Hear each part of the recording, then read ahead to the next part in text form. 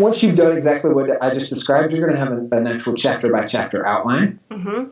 And so the book's already written itself at this point. And that moves us into step 3, which is the fun part. And this is kind of like a choose your own adventure. Choose your own adventure. So there's 2 paths you can take. One is to manually write the book. Okay. If you're a better writer, then this is great. Or if you like writing, this is great. So what you're going to do is you're going to repeat this 3-step process. Yeah.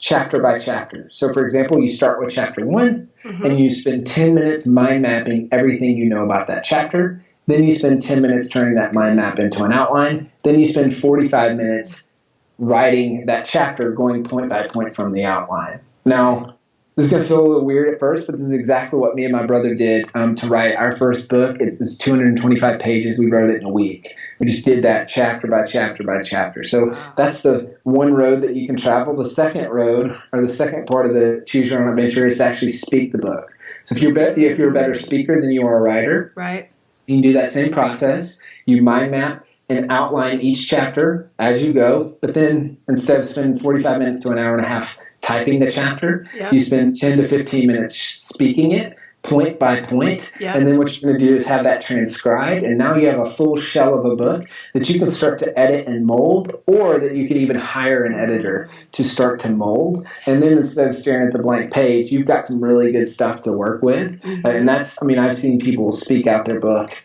in an afternoon and a weekend. Like, you can do that relatively quickly. Wow, that's so good. And the importance and the weight of, I think you think it's going to be so hard, but it's so great if you have a great editor.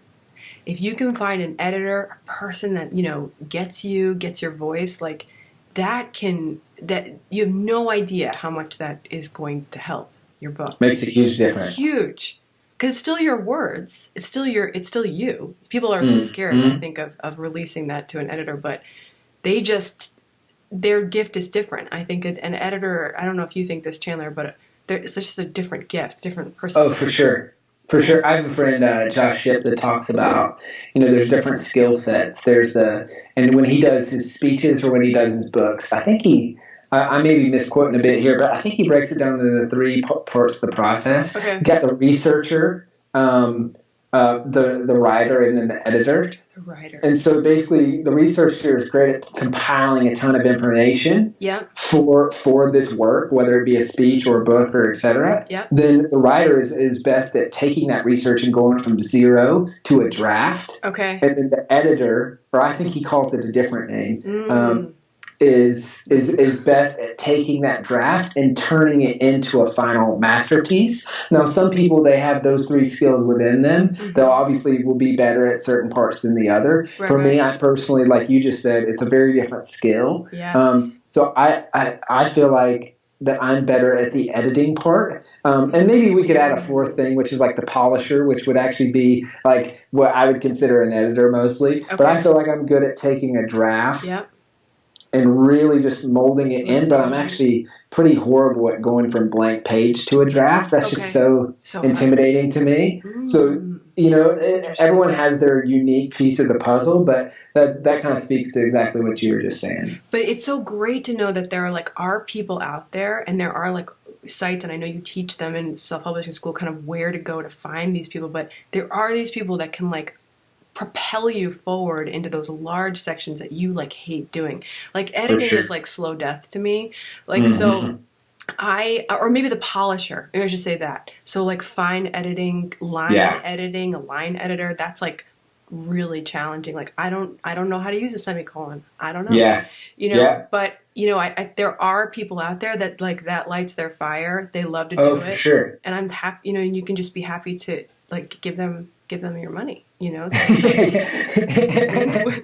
I'm very happy to give those people my money. I'm so happy. I'm please. Yeah. But I love that, just knowing that there are people out there and that you can find those people and it's not hard, is very, it provides that kind of extra boost that you can do this, Definitely. You can totally do this. Did we do all 3 sections, Chandler, or was there one? We did. Okay, we did. So just to recap. Yep. Mind map is the first step. Yep. Outline is the second step. And the third step is to write the dang thing. Just write. And there's two paths you can take. You can actually write it by repeating the process chapter by chapter, or you can speak it by repeating the process chapter by chapter, and that gets you to your rough draft, which, as you know, Eileen, is the most important thing. Nothing else matters than completing your rough draft. That's so important. People. The running joke is that when a writer is on a deadline, because that's when you'll see them on social media the most. So it's like you can always tell when they're up against a deadline, and that's because it's uncomfortable. So especially if you've never written a book before, your brain's gonna start to trick you into all of these things that you need to figure out. Like, oh, I need a title, I need a cover, I need to figure out how I'm gonna market the book, I need to do all those things. But until you have the rough draft finished, nothing else matters. And you know this from going through the program. In the videos, I'm like, hey, you shouldn't be watching this video if you don't have your rough draft finished. Yeah, you're like, I'll stop, tell people, turn this off. Don't talk to me. Like, go away, because they'll start asking about marketing advice. I'm like, no. Have you finished your rough draft? And they'll be like, no. Like, okay, cool. We'll go finish your. Like, I'm not going to talk to you about marketing until you finish the rough draft, because there's this weird feeling when you get the rough draft finished that I think a lot of people, for the first time, actually start to believe. So they believe that they can finish it, and you start to see the light at the end of the tunnel. True. Whereas if you stall your momentum prior to that, we all know someone who has 3 to 5 perfectly written chapters in their unfinished book. And they've been sitting on that for years, maybe even decades, because they just kind of toy around with it. But until they really just commit to finishing that rough draft, they're not going to get to the finish line. That's good. And do you still tell people, Chandler, to tell other people, like, when they're, like, the date of their rough draft, like when their rough draft's going to be due? Is that you sure? Teach them? I'm a huge fan of accountability, both publicly and privately. Okay. So that's like what we teach in the program is public accountability and private accountability. Yeah. So you know this. We have our accountability buddy system, which is just an accountability partner, which I recommend talking to weekly and committing to no more than 3 goals per week. So maybe you have one goal, it's to write 5,000 words, or maybe, whatever that is. And then you check in with that person every week, same time every week for 30 minutes. That's really important. Okay. So it gets baked into your schedule. So that's the private accountability part. And then the public accountability, there's multiple steps you can take there. From letting people know publicly, hey, I've committed to writing a book, to letting people know when the rough draft's going to be finished, to letting people know when you're going to publish it. That is so huge. Okay. This is what I did when I was starting my first businesses. Is I remember I was working with a company called Student Painters. It's an internship program, and my goal was to be number 1 in the country and number 1 in the company my first year. So I went up to the CEO and I said, hey, Steve, I just want to let you know that I'm going to be number 1 in the company and number 1 in the country at the end of this year. And if I don't, they send all their top performers on a rewards cruise. If I don't, then on the cruise, I'll buy you a bottle of wine, whatever you want. Whatever you want.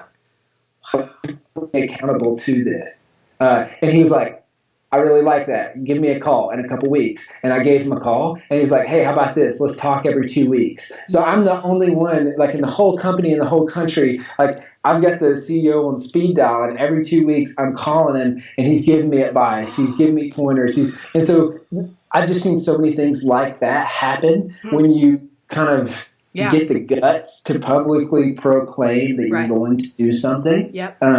And so that's why I told him, and I told every other one of the managers. I told every one of my managers. And so at the end of the day, when the going gets tough, which it got really, really hard, I just remember thinking to myself, man, I can't fail because I'm going to be the biggest idiot ever. Wow. Like all my friends, my parents, the managers, the CEOs, like everyone. I've told everyone what I'm going to do.